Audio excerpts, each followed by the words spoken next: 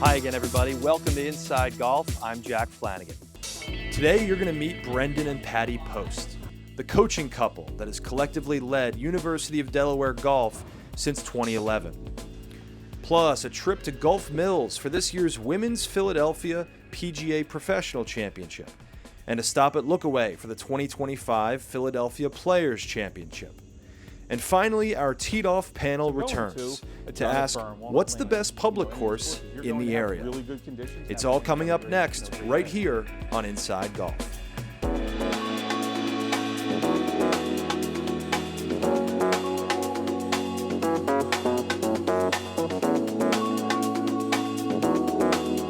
The 28th season of Inside Golf is presented by Destination Montco Golf, the First Tee of Greater Philadelphia, the Philadelphia Association of Golf Course Superintendents, the Golf Association of Philadelphia, GAP, Jersey Man and Philly Man Magazine, and Inside Golf's partner since 1998, the Philadelphia section of the PGA. Golf is the great equalizer. For many, this journey is an escape from reality. A chance to be part of a team. A career opportunity. PGA Reach impacts lives through golf by lifting people up, giving them hope, and sending them down an alternate path that they never saw coming. With PGA Reach Philadelphia, as in life and in golf, the most important shot you take is the next one. The Golf Association of Philadelphia. Founded in 1897, GAP is the nation's oldest regional or state golf association. We serve amateur golf in Eastern PA, Southern New Jersey, and all of Delaware. GAP welcomes all golfers, junior or senior, male or female, public or private. Join the Golf Association of Philadelphia today. Our mission is always to preserve, protect, and promote the great game of golf. Before you tee it up, look us up. Visit gapgolf.org to find out more. Newark, Delaware. Blue and gold. Brendon and Patty Post built a program that looks like them. Organized, direct. A strong family. That's so much better. I know that ball kind of rode up the face a little, but the swing itself is so much better. I guess I caught the golf bug really early on as a kid, but I was never very good at it. And I would read Golf Magazine, Golf Digest, and that was basically my instructor. So I learned a lot from experimenting, and I had some good mentors when I was younger that helped me become a pretty good instructor. I'm Brendon Post, head men's golf coach, University of Delaware. I hope I have the timeline on this. But so met Patty when we lived in Virginia. I think she came to me where I was director of golf at a facility. Titleist sent her to me. I kind of saw her game and said, hey, I think you're good enough to play. So we kind of got her game in shape, and then we left to go play golf, moved to Florida, played on the mini tours down there, didn't succeed, moved back to Maryland, and then that's where she got the women's coaching job at Georgetown. And then she asked me to help her at certain times. They would actually come to our indoor facility where I was teaching at the time. So I guess that's where I got started with her doing the coaching. And then she got the job here. I was still teaching down in Maryland while she was coaching up here. And then so happens that she had a grad assistant that left, and she's like, hey, I really need help. Can you help me, like maybe part-time volunteer? I said, sure. And then that just led us to developing all the players that she had started with. We won a couple of championships, and then they asked us to take over the men's team here. So you've tried them both? Yeah. I am Patty Post, and I am the director of golf at the University of Delaware. So I was a high school golfer and literally grew up in Wisconsin. So we played in the fall season, and basically I was a three-sport athlete, so I put my clubs away for the rest of the year until summer the next year. And but I could hit the ball a long way.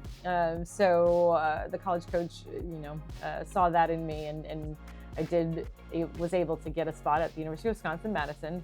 And recruited walk-on spot, and that's where I really fell in love with the game. as a player. I really, put the effort in and saw the results, and just loved to be able to travel and compete as a team. I had no intention of ever doing this as I was in college, but I certainly loved the game, and I was always a competitive person. So when I started teaching others and thinking about teaching others, I think I'm a social being. I love to help other people. And so it seemed like the perfect mix, right, for doing what I was passionate about and also helping others. Seemed like a perfect opportunity.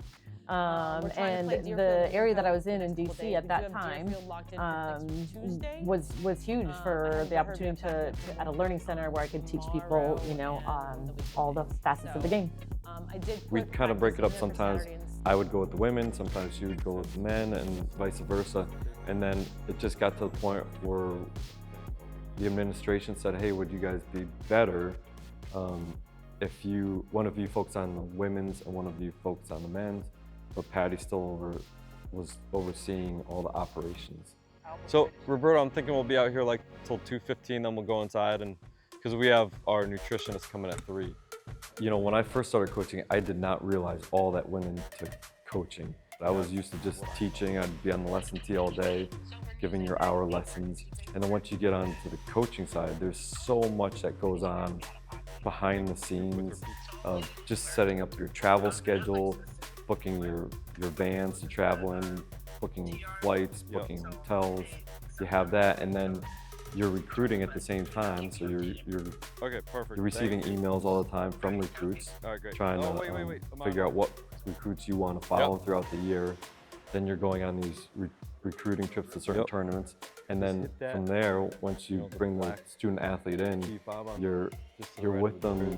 We're allowed to be with them 20 hours a week, and then we're traveling with them. As they play, we're really paying attention to the way their ball flies through the sky. And if it's not flying through the sky the way that we think it should be flying, or the way we think it's going to benefit them the most, and we'll experiment switching balls. It's funny. I look back at how I started here, and Delaware as a whole, as an institution, has grown dramatically in that 15-year time. So when I started the program, they hired me in January, and I had to have a full team and a tournament scheduled by August. In today's standards, that would never go. You need a couple years to do that. So I laugh because we were able to get it done and find the first group of players, and for them, they helped me start this program. It wasn't just me. I didn't have an assistant coach.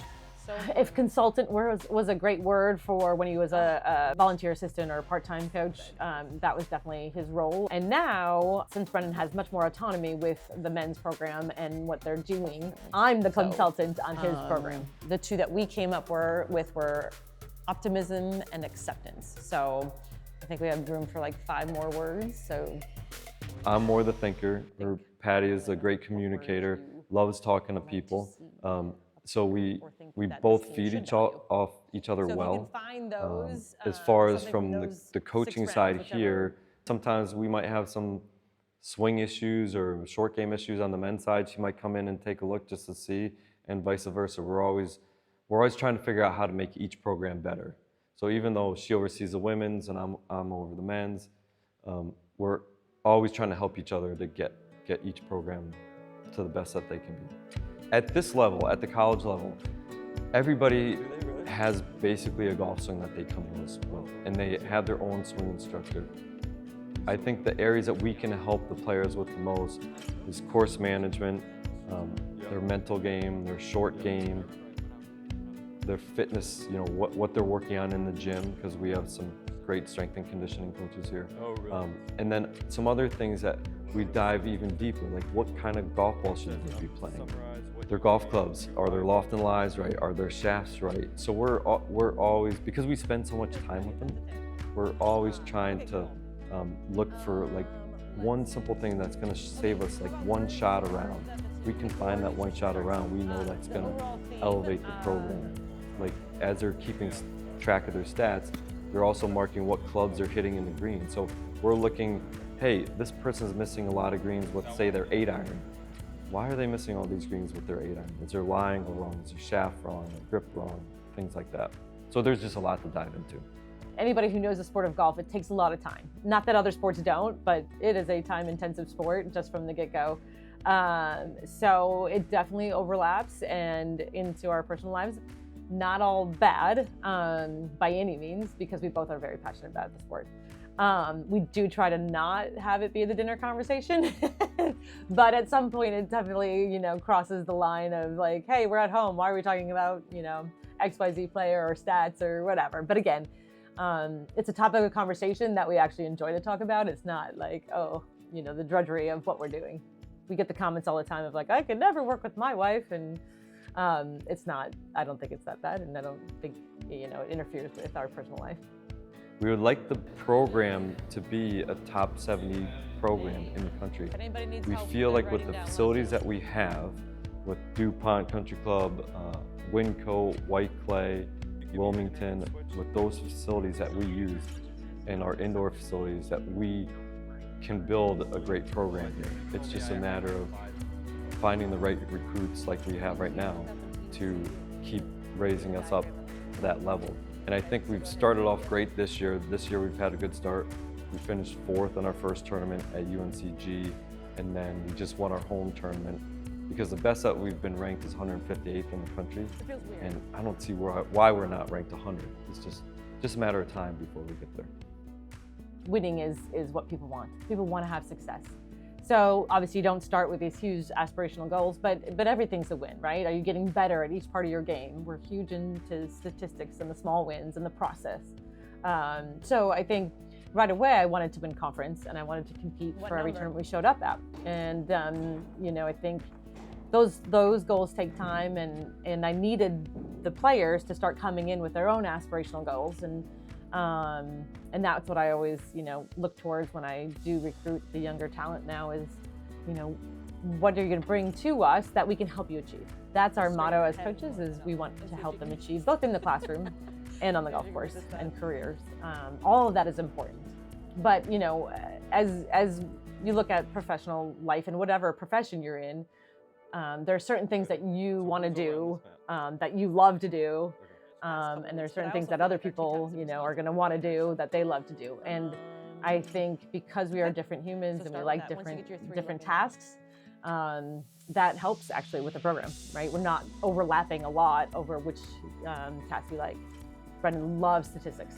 I like statistics, and I see the importance, but I love the relational side of coaching and developing those relationships and being around the players and pumping them up. So again, it's very different, but both are needed. Jot down a challenge you handled and reflect on what it says about you.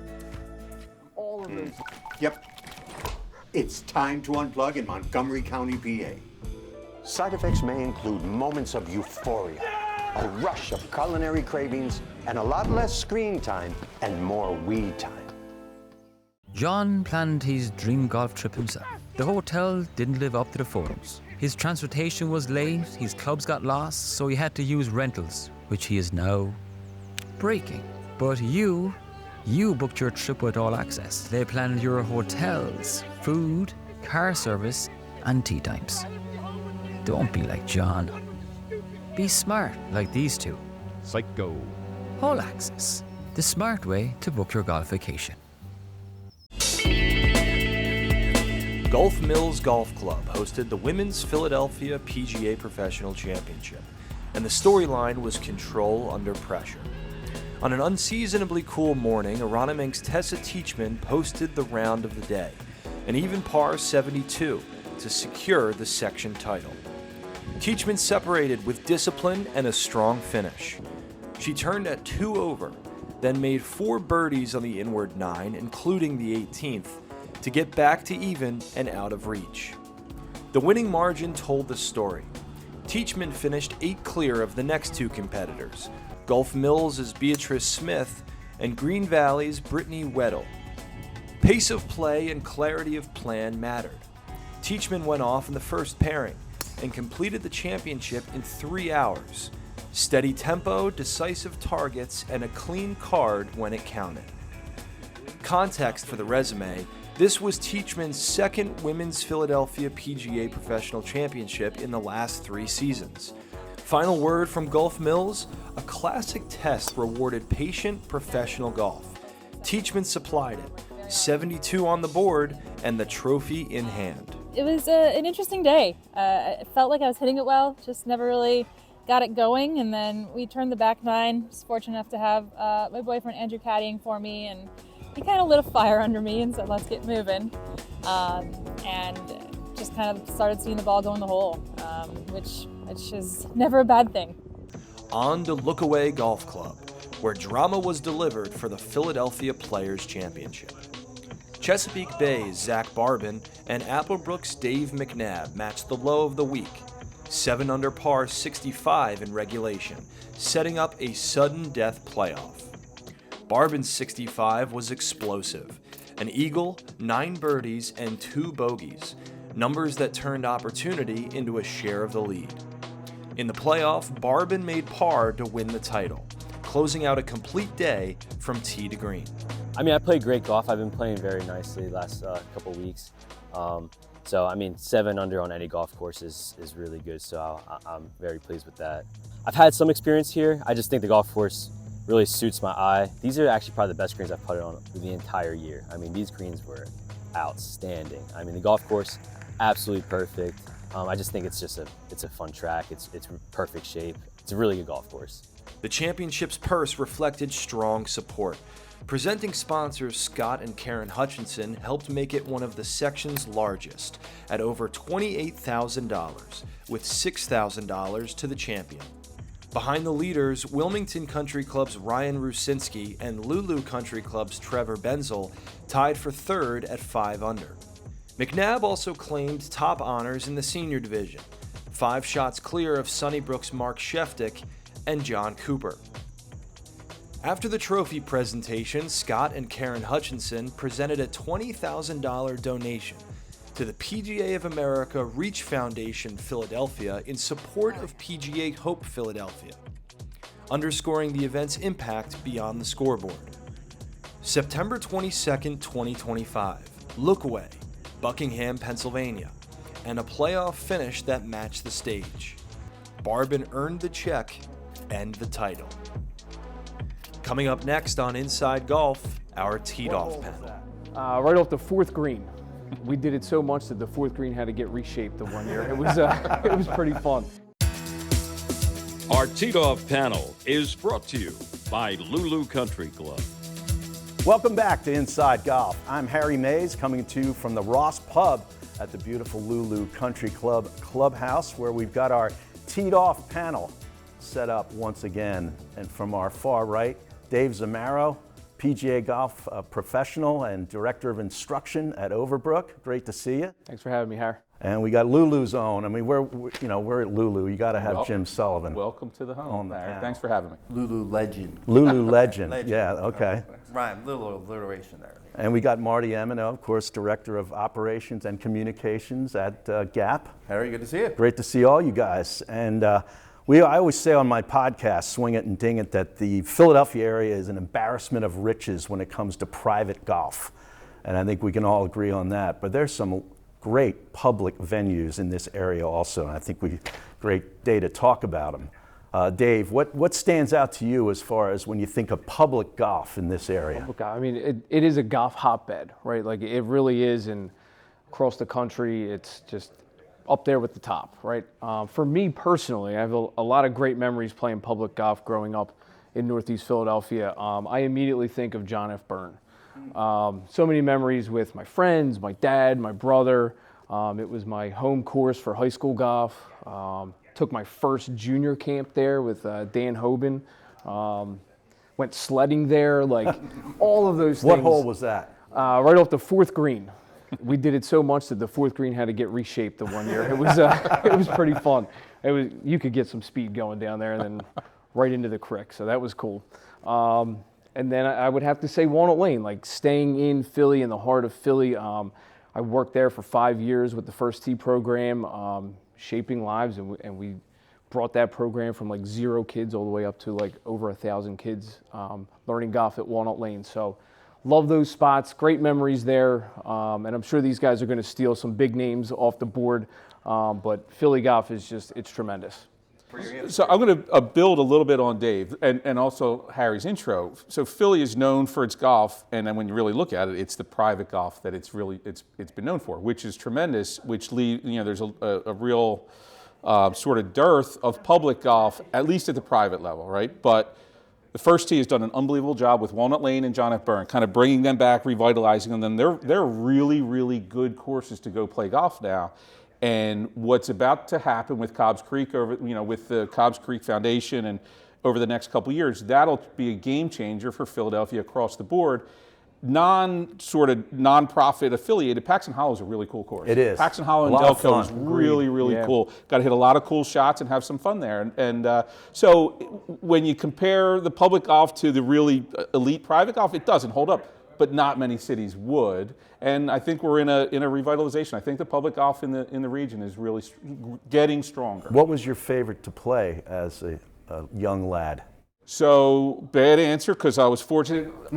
We had good family friends that ran Twining Valley. So I played most of my golf at Huntington Valley, but Twining Valley is where a crew of us would go over and we would run around in fivesomes, sixsomes, jump around, play a little bit of cross-country golf, and that was sort of our home away from home. Very cool. It's been more as a grown-up that I've played some of the other public courses. What about you, Marty? I know you one special for you.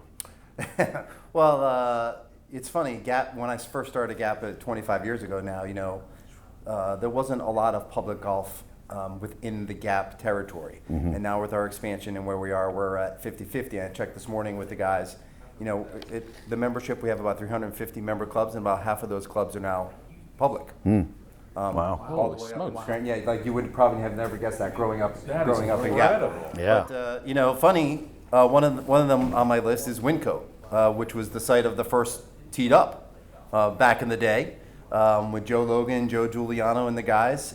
Great golf course, kind of a fun. Like a links course. It's very much a links course, and I was there one day this year for an event.